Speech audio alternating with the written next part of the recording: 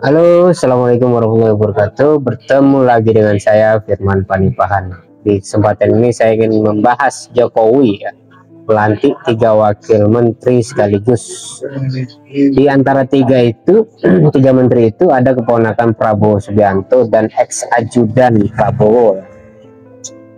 Kita bisa melihat fenomena ini adalah fenomena janggal ya, dan sekaligus kita juga menyadari bahwa sebenarnya sebelum Prabowo menjadi presiden, Prabowo itu betul-betul dilatih ya atau didikte oleh Joko Widodo bagaimana menjadi presiden itu. Dan Jokowi menunjukkan cara-cara menjadi presiden. Salah satunya ini ada indikasi nepotisme itu tadi, yaitu mendahulukan keluarga atau orang-orang terdekat. Ini berbahaya ya teman-teman, bahwa cara memimpin negara seperti ini itu sangat berbahaya, yang mendahulukan orang-orang dekat dan saudara gitu, tanpa ada seleksi ketat tentang orang yang layak atau tidak layak itu, kira-kira begitu. Nah, artinya apa? Kita akan melihat bagaimana sebenarnya sosok Prabowo menjadi presiden, dan memang dia yang terpilih ya. Dan kita menanti 10 bulan 10 nanti atau bulan Oktober nanti dia dilantik gitu. Dan kita juga ingin menyaksikan apakah Prabowo itu sudah benar-benar menjadi Jokowi ketiga periode gitu kan, atau justru nanti kita melihat hal-hal baru gitu dari Prabowo. Saya berharapnya akan mendapatkan presiden baru gitu, bukan presiden lanjutan dari Jokowi yang kita saksikan bersama-sama di akhir masa jabatannya. Dia banyak sekali melakukan hal-hal yang kontroversi yang menimbulkan pertanyaan-pertanyaan publik gitu.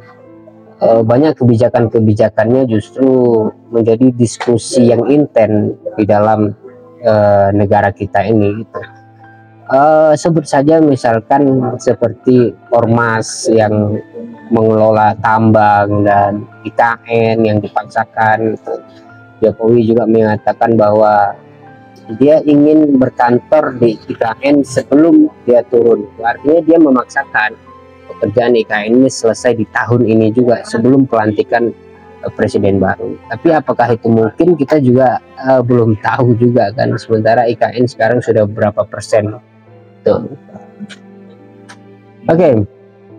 Satu hal yang ingin saya sampaikan, seperti yang sebelumnya saya singgung, saya masih menaruh harapan bahwa Prabowo ke depan itu menjadi presiden yang origin ya. Origin itu apa maksudnya? Itu khas ya, dengan karakternya. Dia dari militer gitu ya, memiliki karakter kuat gitu, tidak mudah terombang-ambing atau apalagi didikte gitu ya. Saya mengira dan masih husnuzon, berbaik sangka, bahwa memang Prabowo hari ini tidak bisa berbuat apa-apa dengan kelakuan dalam tanda petik dengan apa yang dilakukan oleh Joko Widodo itu.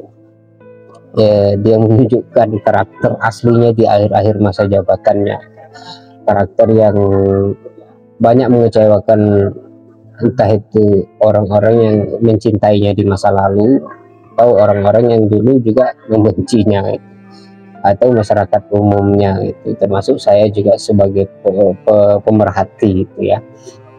Jadi Jokowi di akhir masa jabatannya dia mengkhianati sebuah partai yang membesarkannya gitu kan, entah terlepas dari apa konflik di belakang itu. Kemudian dia menyetujui gitu ya, menyetujui anaknya menjadi wakil presiden, membantu menantunya menjadi wali kota dan sebagainya itu.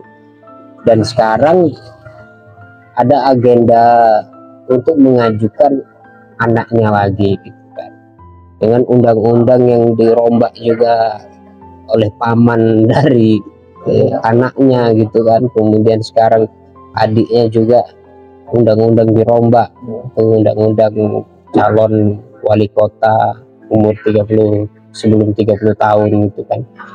Banyak hal lah yang sebenarnya kita risaukan, tapi sepertinya kemarahan publik belum memuncak hingga sampai terjadi seperti tahun 98 revolusi kedua kira-kira gitu ya. Saya rasa itu yang ingin saya sampaikan. Saya masih berharap Prabowo itu menjadi presiden yang original, yang memiliki karakter kepribadian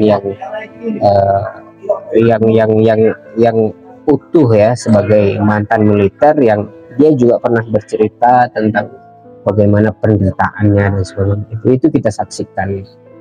Tapi mudah-mudahan apa yang saya harapkan itu terjadi gitu, bukan malahan dia sebagai orang yang dikendalikan seperti wayang. Itu aja yang dapat saya sampaikan. Wassalamualaikum warahmatullahi wabarakatuh.